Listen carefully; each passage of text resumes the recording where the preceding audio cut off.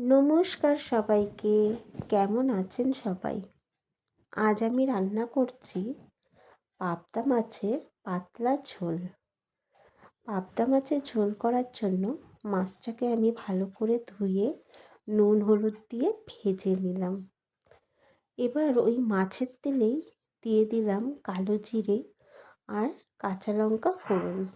কালো জিরে আর কাঁচা লঙ্কাটা একটু লাল লাল হতেই আমি এর উপর দিয়ে দেব লম্বা লম্বা করে বেগুন আর আলু কেটে।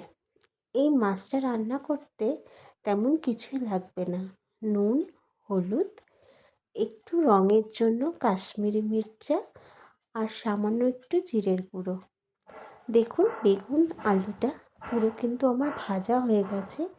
দিয়ে দিলাম একটা টমেটো আর এর উপর দিয়ে দেবো আমি ওই মশলাগুলো যা আমি জলে গুলে রেখেছি।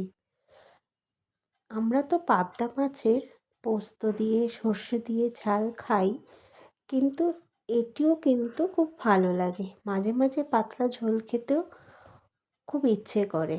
আজকে আর মশলা দিয়ে কিছু রান্না করতে ইচ্ছে হলো না, তাই এরকমই রান্না করলাম। আপনারা যারা যারা নতুন আমার ভিডিও দেখছেন, প্লিজ আমার চ্যানেলটাকে সাবস্ক্রাইব করবেন, আমার পাশে থাকবেন আর আমাকে এগিয়ে যেতে সাহায্য করবেন। আর আমার ভিডিওগুলো কেমন লাগছে সেটাও দয়া করে জানাবেন।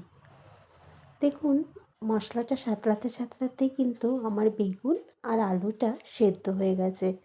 তাই আমি পরিমাণ মতো জল দিলাম, যতটুকু ঝোল লাগবে ততটুকুই কিন্তু আমি জল দিলাম। ঝোলটা ফুটে উঠতেই আমি আবার পাবদা মাছগুলো দিয়ে দিলাম।